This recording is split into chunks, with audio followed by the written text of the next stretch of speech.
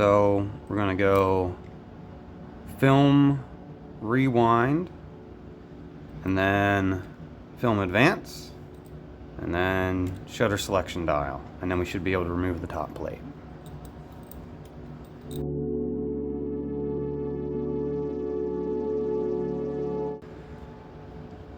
So the dial's a little bit different on this model versus, the S3, or the film advance is a little different than the S3. But if you can get in here tight enough, maybe I can on that one, right down in here. There's one. There are 3 of those located around this collar. Right, there's another guy. And there's another one. So we got to get all 3 of those out to get the collar off.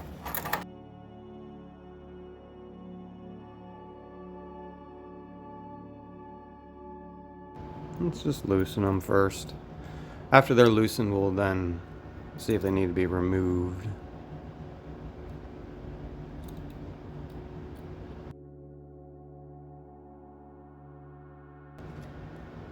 Yep, there we go.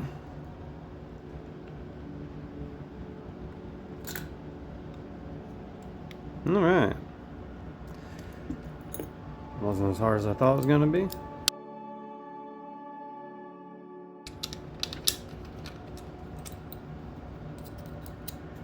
So let's undo this guy.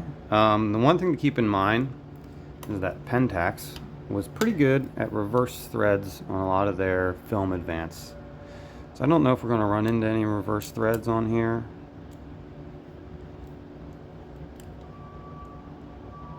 Oh, right here you go. Here's one. See? Reverse thread. So on this one, you have to twist to the right to get it to loosen, and you go to the left to get it to tighten.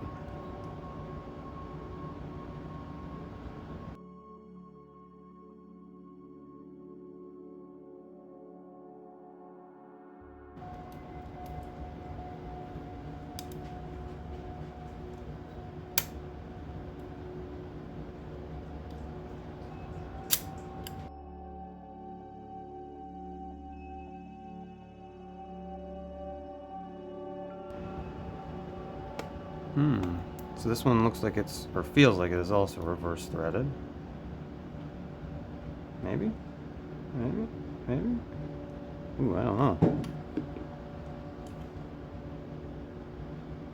It's on there pretty tight.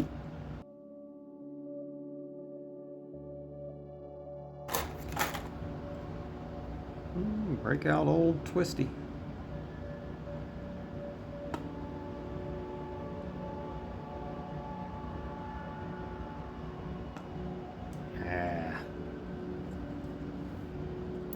To the rescue.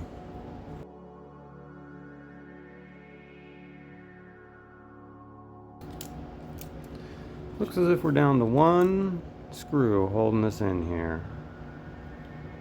And I think then we should be able to lift her on out.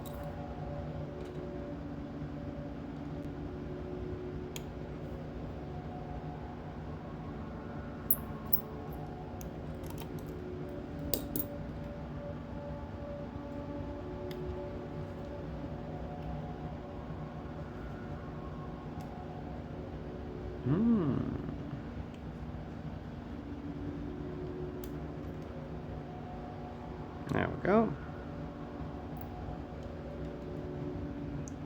Probably did not need to do that. Should have just rocked it out. Oh well. So we'll reassemble.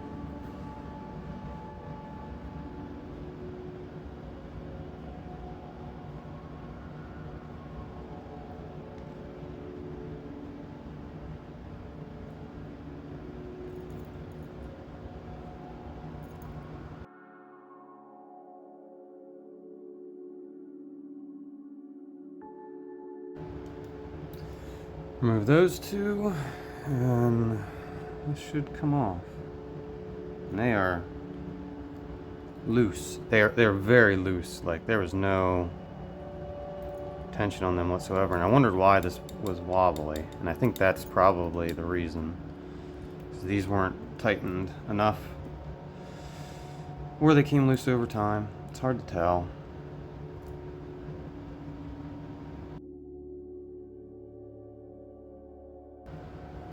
So, all that out of the way, we'll now find a nice place for the dial so that we can get to the set screws in an easy way. There should be 3 of them. Let's see if that holds true. 1, 2, 3. What I found on the S3 was that in bulb mode, you have access to all of them. So 1, there's 2, and 3 should be up front. So that's what we're going to do. We're just going to leave it set to bulb mode and remove the shutter speed selection dial. Again, set screws, just back them out. You don't need to remove them.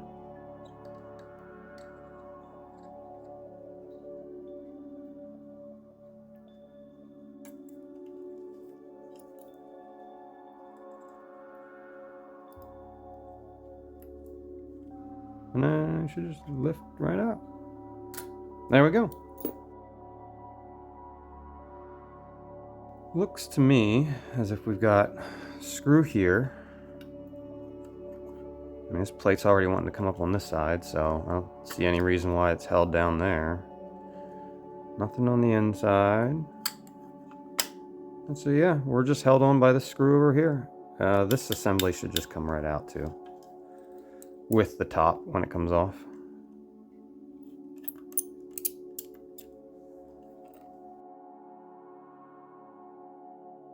Alright. A little wiggle. Your uncle? There's our top plate.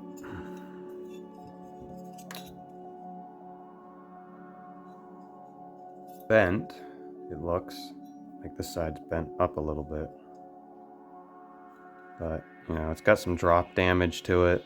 Like I said, as I get deeper here, I half suspect that someone else has had this camera apart, which is never a good thing in my experience, because it usually means that it was someone like me who messed it all up in the end.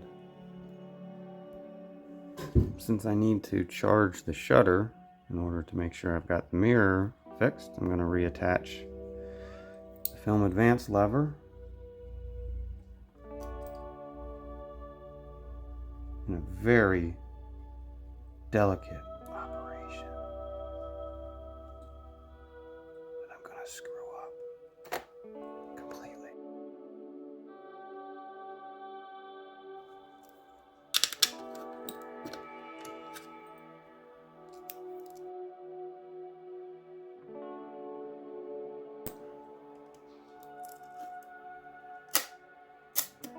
Perfect. Now, why doesn't it work?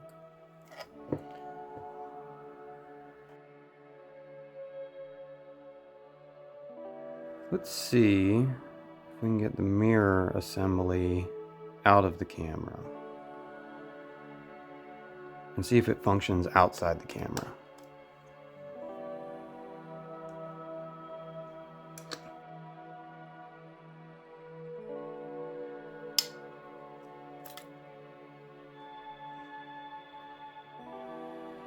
There's the Penta prism assembly.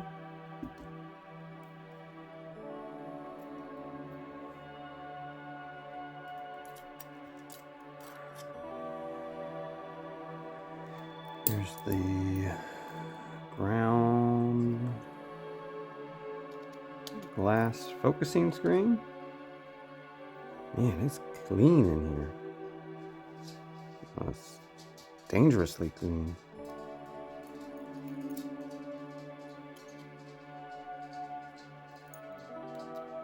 And the Fresnel lens.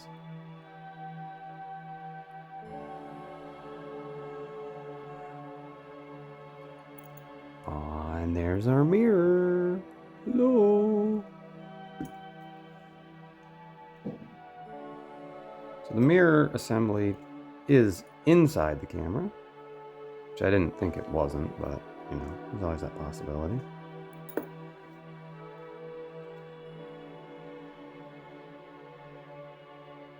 want to get this whole assembly out before I go pushing down on that. I'm just afraid that if I push on it, I might break something. So let's get it out. As long as I remember how to do that.